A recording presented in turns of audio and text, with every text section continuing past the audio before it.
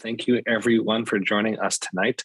It's a big pleasure and a privilege to be able to present on what might be a frustrating, but it can be at times quite an exciting topic, certainly one which is always good for a prolonged conversation. My name is Abie Mendelsohn. It's a pleasure to virtually meet everyone here. I am from the UCLA Department of Head and Neck Surgery, where we deal with Globus from above.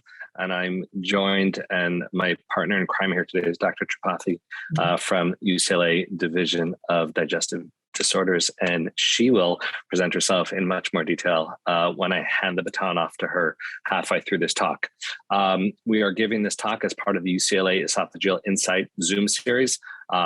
This will be posted later, hopefully to share and review if we go through anything too quickly. Also, please post any questions in the chat. We'll get through at the end of the presentation, the combined presentation, as well as potentially have a nice give and take through the Zoom function as well. With that, let us get into lump in the throat that won't quit, i.e. Globus pharyngeus. Okay. So disclaimers and disclosures. So first, I have no financial relationships to report regarding what we'll be discussing tonight. The stories, names, characters, incidents portrayed in this production are fictitious, and no identification with actual persons living or deceased or places intended or should be inferred. The presentation is going to follow a case presentation format. I have a few cases we'll go through as opposed to just a dry kind of going through different differential diagnosis potentials. Let's work through a few cases. Hopefully from that, we can have a good understanding of how I approach Globus. Certainly will not be exhaustive. We don't have many days to go over this. We have an hour. And I think with that, we should be able to talk about some very key concepts in this condition or disorder. So with that, let's go on to case number one. We are going to discuss a 30-year-old female who presents with some throat discomfort, does not experience pain on one or the other side that she can identify. She denies true stabbing or electrical pain, denies any significant voice changes, which from my perspective is quite critical. She does note that there is some sensation of tightness when she breathes, particularly when she's exercising. It's hard for her to describe as it is. It's a almost a nondescript type feeling, but it certainly is there. In terms of her past medical history, she has some anxiety and obstructive sleep apnea. Her surgical history is pretty limited to an adenoidectomy and a LASIK, a medication, just again, some pretty nondescript medication. So with that, we'll go to our physical exam. For me, my physical exam is centered around an endoscopy. We'll do it in the office, laryngostroboscopy in particular, to have a really good understanding. I'm going to play a quick video and then we'll break it down. So here's the endoscopy. For those who are not familiar with this, is the vocal cords right here. Down here is anterior. Back here is the upper esophageal sphincter, or posterior, and that's what we saw. So the nice part about being able to record the examination is that it's very quick for the patients.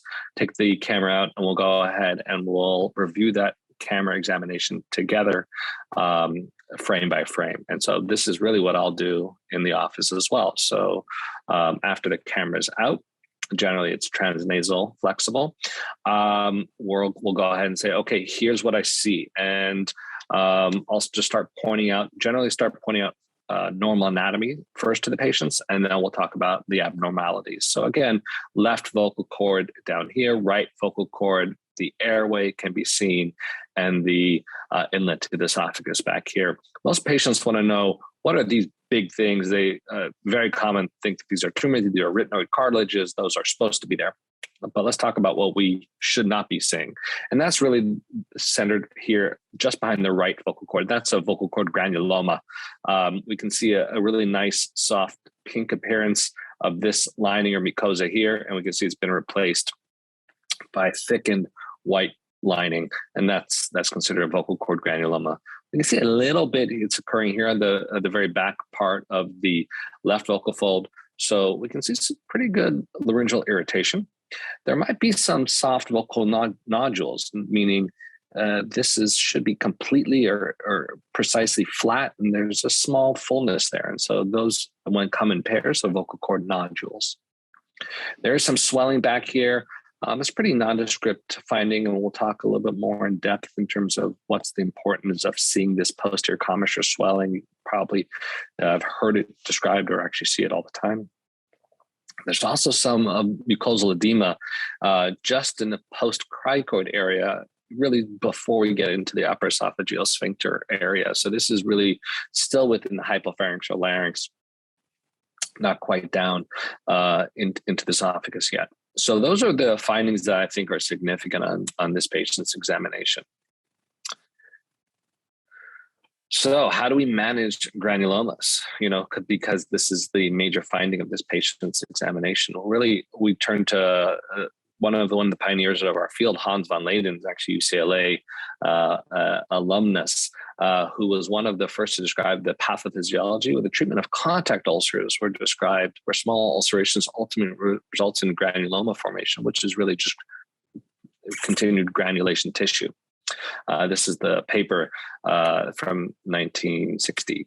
Von Leyden proposed that voice rest and voice therapy is the mainstay of treatment, really to prevent the hitting against each other at the cartilaginous area behind the vocal cords. Though the field as a whole really disagreed with von Leyden and really went heavy on the surgery. Go in there, resect it, scrape it off. The problem is you were treating traumatic lesion with more trauma. So 24 years ago, UCLA was really a pioneer in the treatment of this and suggested that instead we inject Botox. And Botox, as we now know, is basically a miracle drug across the board. Treatment of everything from migraines down to, I'm sure there's something in the feet they use it for. But we'll go ahead and inject Botox, and that's an office-based procedure. We give a pretty hefty dose for granulomas. We really want a near close to aphonic, meaning not being able to talk at all for the 3 months that Botox lasts. And it's been something that's been very, very successful, and it's lasted the good 20 years since it's been published. However, there's still no consensus. There's still a lot of people who will operate or reject steroids, but nonetheless, this is a treatment that really requires Botox, in my opinion. However, when we're thinking about Botox, we actually hadn't think about the next step, because in 3 months with Botox, you can get that healed. But the question is, isn't it going to come right back if you're not identifying and treating the underlying etiologic cause? In other words, how to develop in the first place. And so when we think about potentially, it could just be too much pressure at that back region or hypofunctioning larynx. And there, von Leyden, voice therapy and voice rest was correct. And with Botox, ultimately, when we can just change the way that the vocal cords are working and the dynamics, we could get that to have some long-term resolution. Similarly, we're also seeing that instead of Botox, sometimes we see a little bit of a paresis or weakening. So there's a hypofunctioning of the larynx, and that compensation results in an extreme amount of pressure. And so instead of weakening the vocal cords, every so often we'll actually have to bulk up or augment the vocal cords. And so we'll do also voice therapy, but this time we'll injection laryngoplasty, bulk up the vocal cords, in severe cases, a permanent thyroplasty, which is a procedure to push over the vocal folds. Patients with chronic cough, certainly every time we cough, we slam the vocal cords together. So we need to understand what the source of chronic cough is. Patients, maybe he's got some COPD or emphysema. And so that's something that needs to be treated outside of the larynx itself, outside the globus sensation, which can come up. Intubation related, obviously, if the patient should prevent not undergo multiple intubations if at all possible. But that's something that we can consider phonosurgery at that time if it's very large or obstructive, but also inhaled steroids, something you can be very, very much almost observational for that diagnosis, although it's the same name of it, it's a very different etiology. And finally, external irritants, including LPR, and I'm assuming that's something that we do need to talk in depth this afternoon or this evening. And that's something that needs diagnosis and treatment as indicated. So with that whole introduction of that case, let's talk a little about LPR. This LPR, laryngopharyngeal reflux, is basically the small sibling of GERD, which we'll discuss in just a bit. LPR is considered the upper part of reflux. It's acid coming up. More and more, we're seeing more data suggestive it's really not the acid that's the problem. It's actually the activated pepsin from the stomach. The enzymes actually is what's going to be the causative factor for the damage that we associated with LPR, or laryngopharyngeal reflux. But nonetheless, it does require that acid to activate those enzymes. So yes, it's a mix, and we can almost take the acid itself as an extension of what's the cause of the damage. The real question, though, this diagnosis, in my opinion, has been labeled too frequently, too often on patients that have a number of other potential causes for their symptoms, which is generally mild globus, potentially some low-lying throat clearing. That's probably the more classic version of LPR.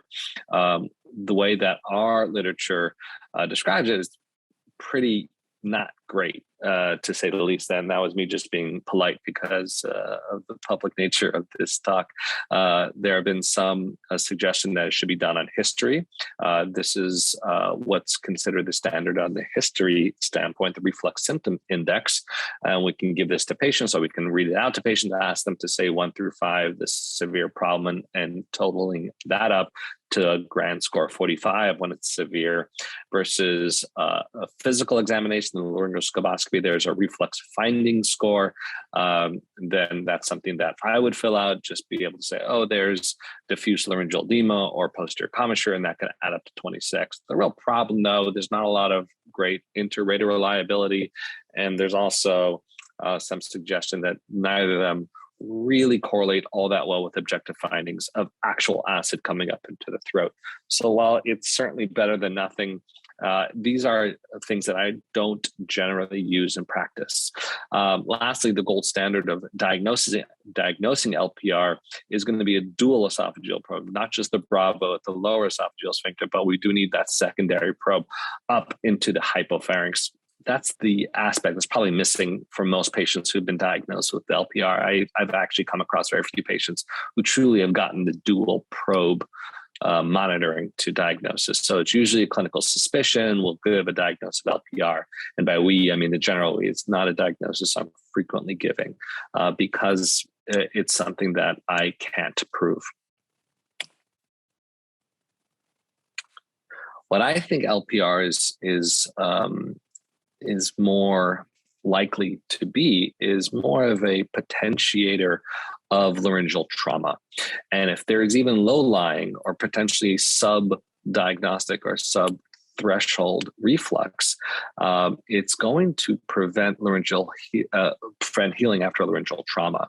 And how do I know this? Is from a publication over 10 years ago where 112 patients were actually diagnosed with LPR by that dual pH probe, and underwent a laryngeal surgery. And so that's the laryngeal trauma. And so what they did was they treated treated half of the patients before and after surgery, and the other half of the patients who required a laryngeal surgery got no treatment at all, just to say, what's the big deal about LPR? They also had 50 patients undergoing laryngeal surgery who did not carry a diagnosis of LPR to see what's going on. They all had, for whatever reason, phonosurgery for vocal fold lesions. And basically what we saw was that of the 56 patients who had LPR, they had 3 patients had recurrence of their lesions and 3 patients had wound healing problems. And so basically what we can see is that in patients who don't have surgery, but have the symptoms come up, whether it's globus, whether it's throat clearing, there's probably some type of low-level trauma, and they're either mild, moderate, severe case of LPR would likely potentiate that. So when I tell patients, listen, I think you should be on some form of treatment like a PPI, what I also tell them is likely going to be very short term. I give them usually 3 to 6 months. Again, kind of following some of this data, and then say, we're going to get you off, we'll taper you off, we'll get you off. And if we can't get you off, that's the time for more formal evaluation with pH probe monitoring and upper endoscopy as well. Okay, I'm going to leave more of that discussion to my colleague because that's about all I know about acid reflux. Case number 2. So this is a 63-year-old female presents with some moderate throat discomfort. She denies throat pain, but also has experienced some substantial voice changes. She has been experiencing some mild cough along with those voice changes. Her past medical history is really insignificant, maybe mild hypertension. Again, tonsillectomy and appendectomy in terms of her past surgical history, but that was a long time ago, so no recent intubations. Her medications are a little bit of aspirin and microzide. And so just like our prior case, what we want to do is after we take a really good history, go to a physical examination with these symptoms. The mainstay is, again, going to be the endoscopy. So let's go ahead and play the video, and I'll go and then we'll stop that. So the sound is on this patient because I want to hear the sound of their voice. That's my voice. And so there's some hoarseness.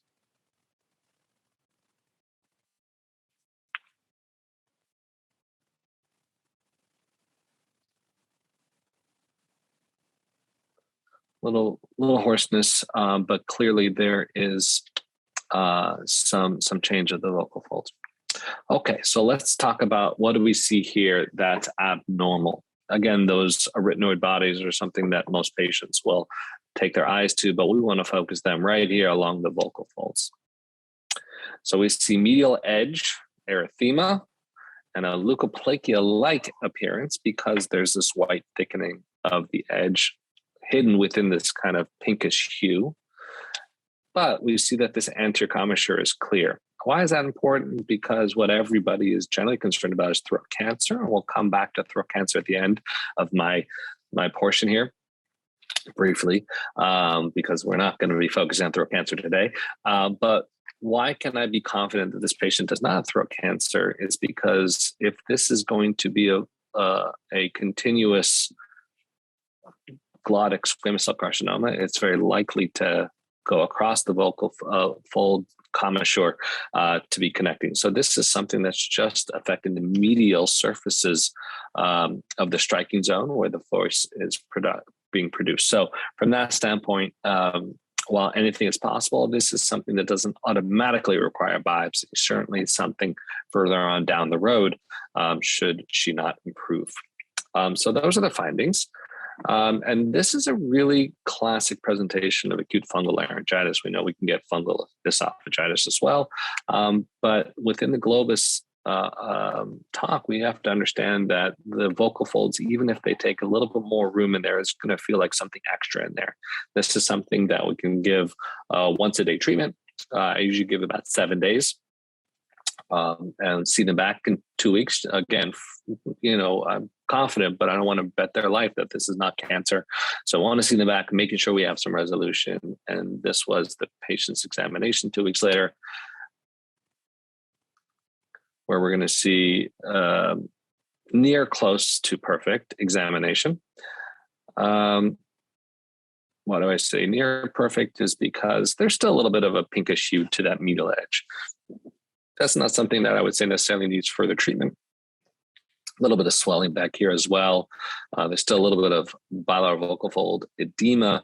The vocal fold should be less thick down here on the undersurface, called the infraglottis. And so there's also some of that swelling. We talked about that pachyderm, but you can see that that's a pretty nondescript finding. Okay, case number 3. 75-year-old male presents with some moderate throat discomfort for a few months, has been experiencing continuous moderate cough with some thin mucus production as well, and experiencing some voice change worse in the morning time. He does deny any heartburn or need for Tums or other reflux medication, has some hyperlipidemia and hypertension. He denies ever having surgery or being intubated.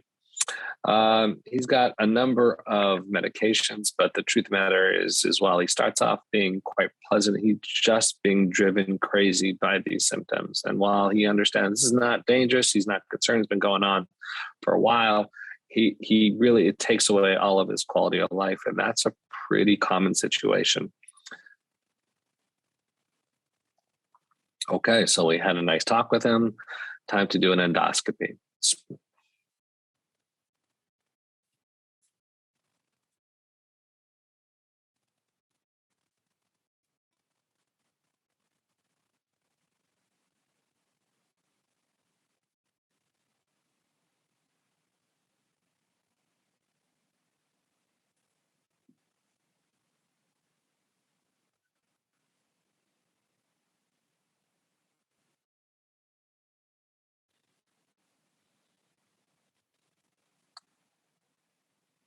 All right, so after fighting with him and getting that view, let's grab the screenshot and see what we see.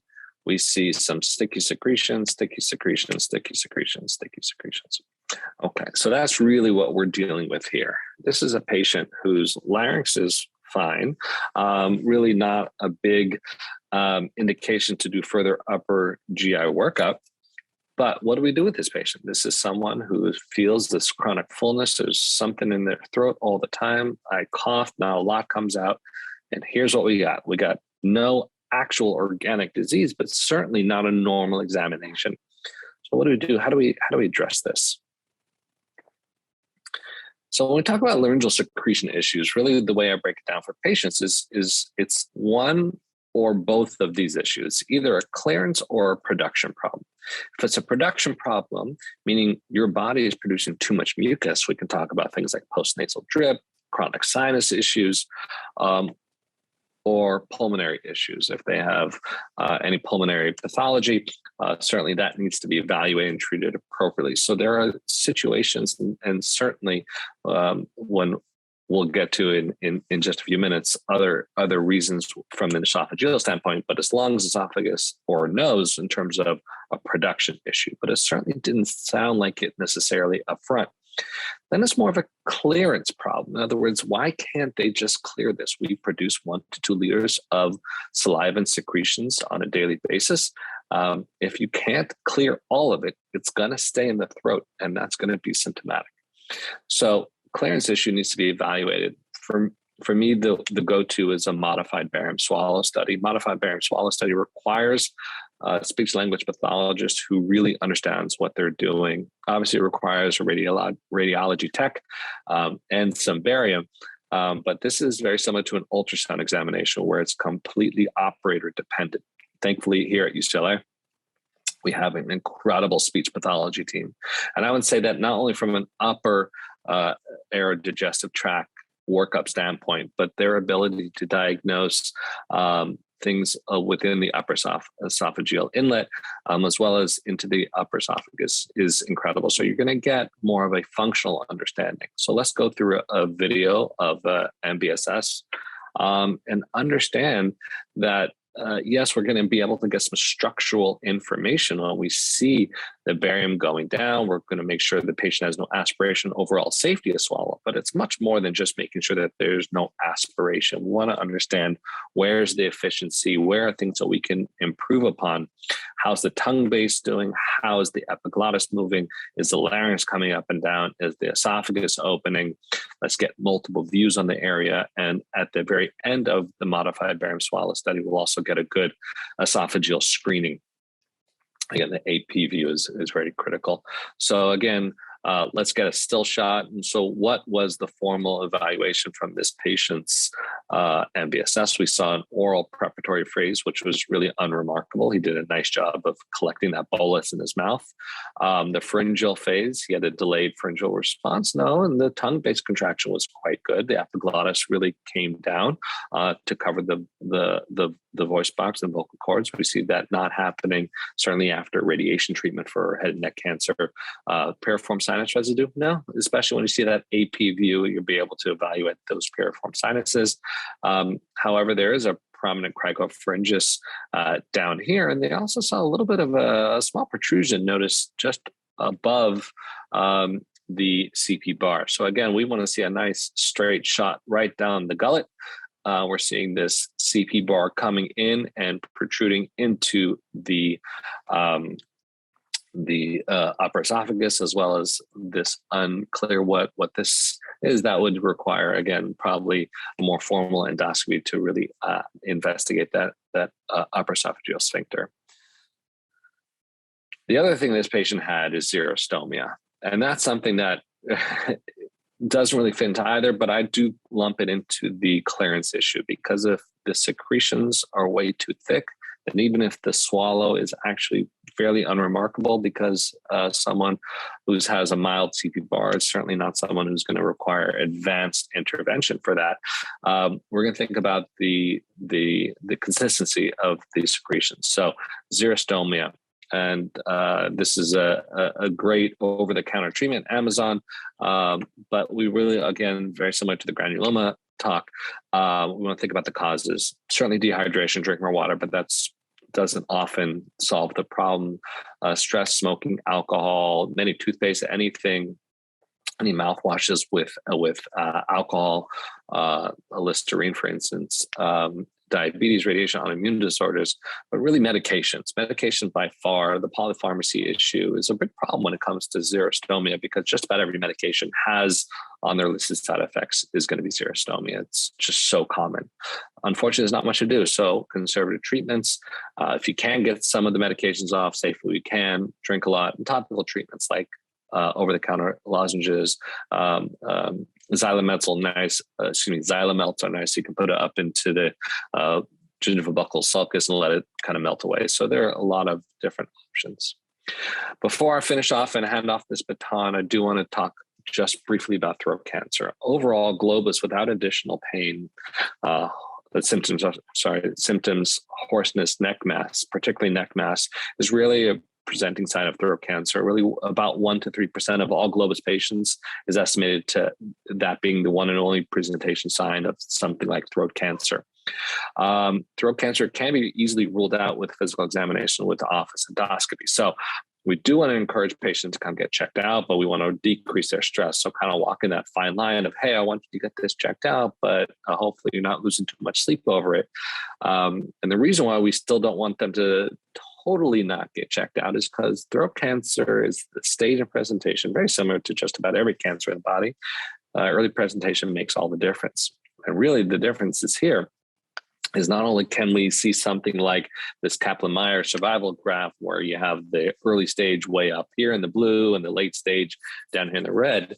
So not only are we going to be more confident in terms of curing their cancer, but things like this new SP robot, which is so close to science fiction where you see these different arms and tentacles, that's something that we get to use now to get out throat tumors through the mouth. We can not only get cure, but really preserve lots of function. So it's something that, hey, listen, Globus should be checked out, but low stress, let's work through it and see what we can do to identify the cause and allow patients to feel better. And with that, I will thank you for your attention, and I'm going to stop my screen share. So no disclosures on my end either. So I'm going to kind of focus in more, on the GI kind of perspective. I think most patients who come in for treatment for Globus as their initial presenting symptom either fall into like two camps. They either end up first with Dr. Mendelsohn's office at the ear, nose, and throat, or a lot of times we're, as gastroenterologists, we're the first people to see these patients. I think the importance of kind of defining Globus it is there just because it's very different than dysphagia. So Globus itself, the sensation is really that persistent or intermittent lump or tightness in the throat, or the feeling of like that foreign body in the throat. The noticeable difference there with dysphagia is that it really improves with food or oral intake, as opposed to dysphagia, which is more noticeable with swallows. So this Globus sensation is something that's sitting there in between swallows when they're not eating. Usually when they start to eat and actually start to swallow, they feel that sensation goes away. If a lot of patients will have what we call dry swallows, because they feel like there's something sitting there, so they keep trying to swallow their saliva, that actually worsens their sensation of Globus. Whereas wet swallows with like liquids, foods, tend to actually improve this. So, per definition here, globus really shouldn't be accompanied by any odynophagia, so no pain, and really not with dysphagia. There can be some crossover with, globus and dysphagia. So I think teasing that out kind of really in our clinical kind of exam is important to say, are you feeling the sensation in your throat when you swallow, or is it there all the time? Is food really sticking down your esophagus? Are you regurgitating back up food? I think so. Really teasing that out is important because that'll kind of help direct kind of which way we go forward with our kind of diagnosis and treatment. So, one of the I think kind of more shocking kind of numbers I saw was that up to 46% of the population really feels globus at one time or another. So something very very common. The persistence of it is not as common, but having some sensation of something sitting in the throat, even for like a little bit, kind of is there. I think anyone who's had like a dry cracker that didn't go down the right way has felt like maybe the after effects of that dry cracker in their upper throat for just a little bit. So that would be kind of that feeling of globus. It tends to be more kind of the more persistent kind of globus sensation tends to happen more in the middle-aged population with the pretty equal preponderance of male to female, although females do tend to come in more for these type of complaints into the office, whereas a lot of men may not actually make it to the office there. One of the things that can kind of lead this is a traumatic event. So something like a choking event, if someone's had a really traumatic kind of choking event, that can lead to kind of future globus and kind of that sensation to come up. Also, actually, a traumatic endoscopy. So we use propofol pretty much globally now for all our endoscopies, but in the era of kind of more Versed fentanyl kind of endoscopy, if someone's been awake and had a really traumatic experience or unsedated, that sometimes that can be kind of a risk factor for a lingering globus sensation afterwards. So I'm going to focus more on kind of like I said, the GI kind of considerations. You can't. I think the ear, nose, and throat and the GI side are obviously intimately tied in this conversation. So we heard very nicely about the like structural kind of intricacies from the upper kind of hypopharynx and laryngeal area. But the kind of the potential other causes we'll kind of go through with GERD, motility disorders, inlet patch being one of them, and then also like the psychosocial or factors there, and a couple structural things too. Although we did just hear in great detail about that. So from a structural side, obviously ENT examination, Dr. Mendelsohn kind of obviously talked in detail about that. The nasolaryngoscopy really is the cornerstone. It's something that should be done for every patient with the globus sensation. A lot of times in the GI clinic, we'll kind of say, okay, let's get a barium swallow or esophagram. The ENT literature really says that it's very unhelpful in ruling out malignancy. Just as Dr. Mendelsohn had noted, the actual rate of throat cancer or malignancy is very, very low. So, there was a nice study in Europe done in a single center. They looked at kind of retrospectively over 1,100 barium swallow studies for globus, and they had 0 malignancies identified, and this was over a period of years. So really the utility in ruling out malignancy is low. I still think the barium esophagram can be very helpful, mainly to find benign lesions. So for us in GI world, if we're going to be kind of thinking about other things, it can be helpful for us. It may not necessarily elucidate the cause for globus because a lot of these things can be incidentally found and not be kind of associated with globus, but we can, obviously find hiatal hernias, GERD, cervical osteophytes, and then helpful for other things such as Zenker's diverticulum or CP bar that can come up. The other structural kind of piece would be the thyroid. About a third of patients with thyroid mass do have globus symptoms, and about 80% of them actually improve after thyroidectomy. So there's something about a thyroid mass that really does cause a lot of globus symptoms for patients and can be improved with resection. So GERD, obviously kind of our major topic here in associated with globus. So, globus is considered for us an atypical GERD symptom. So kind of under that kind of, umbrella of our kind of LPR type symptoms. So globus, cough, hoarseness, sore throat. Kind of literature on this kind of says that it accounts for potentially 23 to 68% of globus patients can be due to acid reflux. The number is very spread out, and kind of all the research, really all the data on globus, it's kind of there's no really great kind of a solid randomized clinical trials that really kind of with large kind of studies. Everything's kind of smaller numbers. A lot of the studies can show a positive association, and then there'll be another study that shows the exact opposite. So the data is kind of everything's pretty much controversial with Globus. We haven't really been able to find out exactly the mechanisms and kind of really like kind of slam dunk say okay, GERD causes Globus. I don't know, it's kind of a nuanced situation.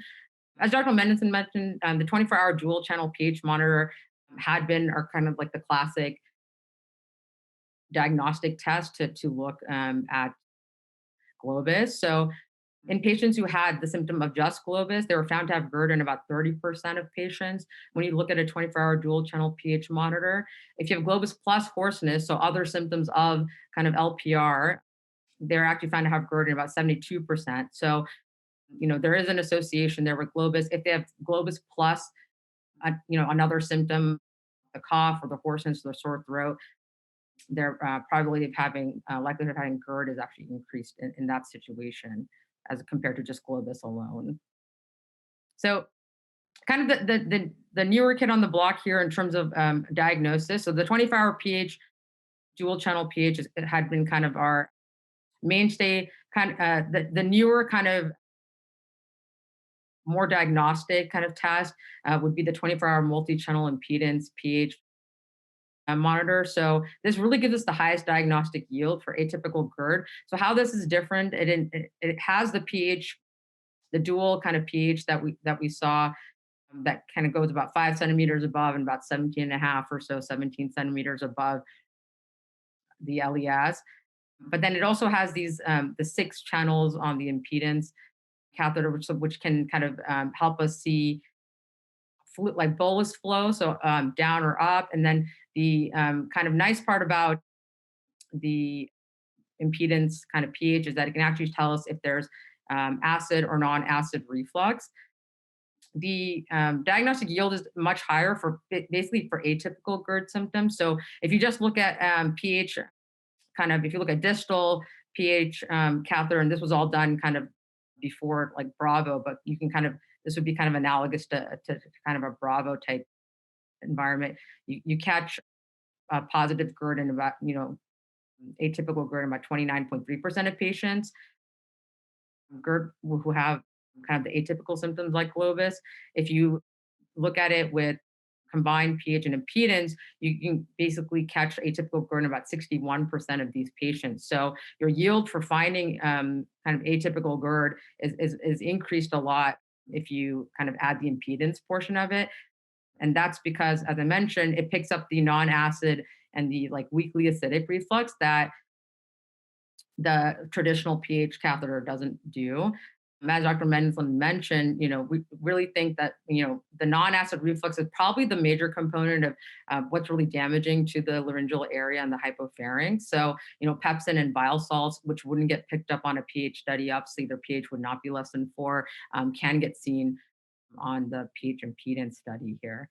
So here's an example of a pH impedance study, kind of the output that we would see. So this is what we call an acid mixed reflux event. So things that we can kind of see on the impedance study are both liquid kind of flow, gas flow, and then the pH as well. And then whether it's going anterograde, retrograde, so you can really see, what's happening in the esophagus. So here we can see this is going retrograde. So to kind of give you a little kind of basis here, the pH impedance kind of marker Z1, 2, 3, 4, 5, 6. So this would be your distal down here, closest to the LES would be Z6, and the highest up next to the UES is Z1. And then our pH kind of probes here, the pH1 and pH2. This is the one closest, and this is this is the more proximal, and this is the more distal, closest to the LES. So if the flow is kind of, you can see in a timeline here, the flow is kind of going up this way. So we know this is going retrograde. So this is a reflux event. And there's a drop in the impedance. So the impedance liquid tends to have kind of low resistance, high conductivity. So we get a drop in the impedance here. So that's how we know that this is kind of a liquid event. So that's kind of moving up here. And then the pH marker here drops below 4. So we know this is acid. So there's acid coming up here. It's kind of refluxing up. And then these kind of spikes here, there's gas because the opposite, there's a rise in impedance just before the liquid comes up. So there's gas that comes up. And then the refluxing of the acidic liquid in this situation. So similarly here, this is non-acid mixed reflux. I think this example was kind of not quite as clear as the other one, but it kind of gives you the idea here. So you see the pH, nothing's happening here in the pH part of this. This is how you know this is not acid, but there's still kind of a small drop in kind of impedance here. So there's basically liquid kind of going up. And at the same time, in this case, the gas is coming up like right almost simultaneously, right after the liquid is refluxing kind of retrograde. But this would be kind of the thing that we can pick up on the impedance that we wouldn't have picked up. So presumably pepsin, bile salts, non-acidic contents here.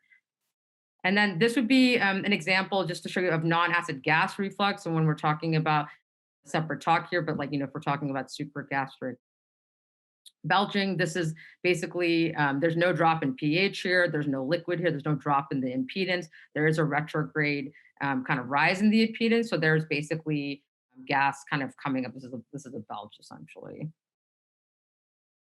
All right. So the kind of the couple of hypotheses for why GERD causes globus. So direct irritation and inflammation to the laryngopharynx, which as we saw with Dr. Mendelssohn's talk, it can be is one of the mechanisms. So either the pepsin, if it's acid reflux, bile salts, like actual like direct kind of damage to the area.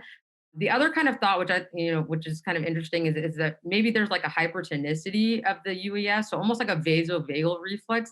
Acid kind of comes into the lower portion of the esophagus, or there's distension of the distal esophagus, and this leads to a vasovagal reflex with a hypertonic kind of UES without actual direct acid exposure. There was a pretty I like this study because it kind of reminded me of the study that we all learned about kind of in medical school where acid was dropped onto esophagus of dogs, but this was actually done in humans. So they basically took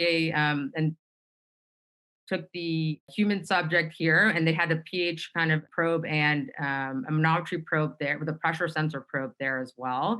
They did a randomized sham control trial where they either dropped in acid into the infusion point 12 centimeters below the UES, or they put in just saline into the patients. And they saw that 13 out of 20 patients, when they dropped acid into the esophagus, actually had an increase in pressure of their UES there. And then that led to all 13 of those patients having a sensation of globus sensation. So, hypertonicity of the UES is one of the things that can potentially cause that sensation of globus sensation. There was another study kind of after there've been studies that have shown that like a hypertonic UES does not equal, globus sensation. Not everybody has that. So this, for any kind of, like I said, any positive study that we find as a potential kind of etiology, there's one negative right after that. And again, these studies are very small, but I thought that was pretty interesting, like a nice study there.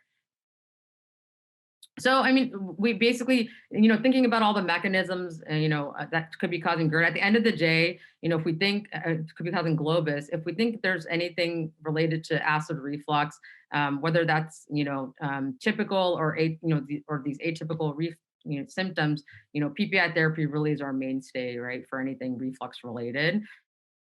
The thing to kind of know is, generally for us, for acid reflux, we say like 8 weeks of therapy with PPI, takes about 2 weeks for efficacy. 8 weeks should be like a good time to say whether you failed or not with acid reflux therapy. A little bit different for LPR type symptoms, so including like globus symptoms. If we think this is like GERD mediated, you really need to give it a longer time. So so 3 months really kind of at minimum, 3 to 6 months really, and you want to really do twice daily PPI, just because symptoms do tend to be obviously slower than kind of typical. So twice daily PPI for at least 3 months before we say that they are not improving. They've also been shown that like nocturnal acid breakthrough can actually still happen even when on twice daily PPI. So, studies have actually shown kind of with pH monitoring that you're nocturnal acid breakthrough is actually quite common. So, and that can cause like kind of the incomplete response for some patients. So even if they're on the twice daily PPI for 3 months and they're saying like nothing's really improving, adding a nighttime H2 blocker can be like your next step, and really should be done before you abandon kind of the acid reflux treatment. I do this a lot. Obviously, Zantac was where a lot of these studies were done kind of prior. Obviously, now we do a lot of famotidine. So famotidine 40 milligrams at nighttime is something that I like very frequently use for patients. I also like it if we're like later tapering down patients off of PPI therapy. Famotidine can kind of act as like their bridge to kind of prevent rebound. And patients like the idea that famotidine is a really nice kind of as needed medication. So even going forward, if we get them off of the PPI therapy completely and they're on the famotidine, we can say, I always tell them, you can just take this as needed. And people feel a lot of comfort in that, as opposed to kind of PPIs, which have gotten a bit of a bad rap kind of in the general population. So it's nice to have something to kind of bridge these patients to if you're able to. So the other kind of quick point I'd say with motility and acid reflux. So there is a high prevalence of atypical GERD and ineffective esophageal motility. So that's kind of that non-specific finding we get a lot of times from our manometry results when we don't have achalasia. We're not fitting into any Chicago classification. But there's been no real study showing that the addition of prokinetic is helpful. That's not to say it's not. There just hasn't been any robust kind of study done to really show kind of in the literature that prokinetics are helpful in esophageal clearance of acid. So really we only add in prokinetics, like we're thinking, if we're talking about like Reglan or now prucalopride for atypical GERD symptoms, if they are really not if you're really not able to get adequate acid exposure despite kind of high dose PPI and H2 blockers, or if you have a delayed gastric emptying, that may also be kind of contributing to the reflux symptoms. But otherwise, really no good data for the prokinetics for the addition. One other thing I think can be helpful if you really have a patient who's not getting adequate kind of response with the PPI is sometimes adding Gaviscon can be helpful, like just having like a barrier with the alginate. So Gaviscon advanced specifically has a nice kind of alginate raft. So really a good barrier kind of on the acid pocket in the stomach. So that's one extra additional thing to kind of try before abandoning kind of your acid reflux treatment. So esophageal motility disorders can be related to, associated with Globus. The kind of the distinction I'd made about dysphagia before is important because, if you're having a true dysphagia, we're not kind of in the Globus category, we're talking about dysphagia, but Globus can be a possible really early sign of a motility disorder. Non-specific and ineffective motility is the most common in these patients with Globus, but, when you do, they had done a nice study where they'd taken 30 patients with Globus and no dysphagia at all. And they were able to find, even on motility kind of manometry studies, achalasia, some like decreased kind of not quite meeting achalasia, but decreased LES, relaxation, ineffective motility. These are patients who may be kind of at the start of developing a motility disorder. So what I would say is, I would recommend, repeating manometry, just keeping an eye on them, saying if you have any trouble swallowing kind of at all, or any kind of in the future, just repeat the manometry because you could just be catching this very early. And the Globus is the first sign of a really kind of like an early achalasia symptom for them. The other thing to kind of note that we see kind of very frequently on endoscopy, and a lot of times, might even ignore some, but we, just note it down, would be the inlet patch. So this is also, cervical heterotrophic gastric mucosa. So you can see here, it's kind of this like salmon pinkish colored. It almost looks like Barrett's esophagus, but very high up, usually right below the UES, around 18 to 20 centimeters is where you typically find this. It's prevalence about 1 to 12%. So we see this quite a lot. It's very incidentally found kind of on endoscopy if we're doing it for acid reflux or for other symptoms. Usually it's cardiac epithelium and it's less oxyntic, gastric mucosa, which is interesting because a lot of these actually don't produce acid. Some of them do. Sometimes you'll rarely get like strictures or ulcerations kind of at that area, but most of them don't actually produce acid because they're not really oxyntic mucosa. So PPIs are not usually effective for inlet patches. These tend to be cardiac epithelium, but produce more mucus. So this can really lead to a lot of the Globus symptoms. in the upper throat because all that mucus that's getting produced close to the UES there. So in patients where, acid reflux treatment isn't really, kind of working, you have like a large inlet patch, one of the things to kind of consider would be actually ablation of the inlet patch. There's a lot of good studies and data with APC. I think RFA, if it's like a large inlet patch, but APC certainly has a lot of good data there that you can significantly improve Globus symptoms. So here's on NBI, you can see they've used a cap here, and that's to kind of help make sure the safety of the APC, that you're not kind of, getting any other areas of the US around it at 60 watts and 2 liters per minute. And they've been kind of an aggregate, kind of looking at a lot of studies. Most of these were APC. One RFA study in this kind of set that they looked at from 2016, there was an overall 80% response rate in multiple trials with improvement in symptoms with the ablation. So that's something to really consider if the patients are really, everything else has kind of been ruled out. That's something to kind of look at if they have that finding on EGD. Also, reason to do the EGD, there, if they haven't had one yet, just to look for the inlet patch.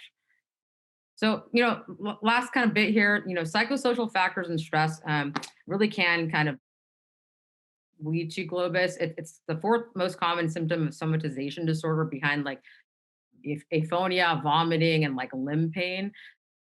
It used to be actually called Globus hystericus back in the yesteryears, because of the thought that it was so related to kind of stress and psychosocial factors. And up to 96% of patients really do report heightened Globus symptoms when they are like in a period of high like emotion or high stress. The ways to kind of combat this, if this is what we've kind of come down to, and we don't think it's related to any of the other factors, and all our other diagnostic studies have been kind of coming up negative, would be something like cognitive behavioral therapy or speech therapy or relaxation techniques. At UCLA, we're very lucky. We have a very robust integrative health and GI psychology team here who kind of help a lot with our cognitive behavioral therapy, kind of manage a lot of GI stress related symptoms and anxiety through kind of a variety of modalities. So either through psychology or kind of integrative kind of treatments and mindfulness. So we have a lot of kind of good resources for that. It's something to kind of very strongly consider for these patients, depending on how much this is really affecting their quality of life. If there's a concomitant psychiatric disorder or a visceral hypersensitivity that we think is kind of playing a role there, or like a depression kind of there, much like a lot of the other functional kind of things that we do in GI, TCAs, SSRIs can be very helpful in helping to blunt those responses. Again, depending on how much this is affecting their quality of life. A lot of times, so reassurance is a big thing. As Dr. Mendelsohn mentioned, a lot of patients honestly think they have, throat cancer. So just kind of alleviating fears. I've had a lot of patients who, once we kind of rule out things, I say everything's fine, and they go off, at a young patient went off to college, told him everything is fine, and all of a sudden he said he felt better. So a lot of times it can be a very mental kind of game with Globus. So this is like a nice algorithm I saw in one of the papers here. Just kind of basically just saying the thing to highlight would be, when we see these patients, we're always thinking about GERD a lot, kind of in the GI. From the GI side, I think empiric high dose PPI therapy is certainly reasonable if you have any suspicion for GERD at all in these patients, or even as like a first step for a good amount of time. If the symptoms are resolved, we kind of know it's GERD. If their symptoms are partially improved, then we can add the H2 blockers or do the Gaviscon. If they're really unresponsive, that's when I think the rest of the assessment really is important. So endoscopy doesn't necessarily need to be the first kind of step here, but I think endoscopy, looking for inlet patches, either doing pH studies or the pH impedance studies, the barium swallow, I think can be helpful here as well, or the manometry if we think motility disorder. So that's really when that diagnostic kind of piece comes in, but I think PPI therapy really is a good mainstay. And then just to kind of put back that it is something that, we really should be sending to our ENT colleagues. We can kind of think it's GERD, but we do, it's part of like kind of the basic kind of workup here is to send them to our ENT colleagues and have them do a nasolaryngoscopy as well. So I think that's it for me. Thank you so much for your attention. It's been my pleasure.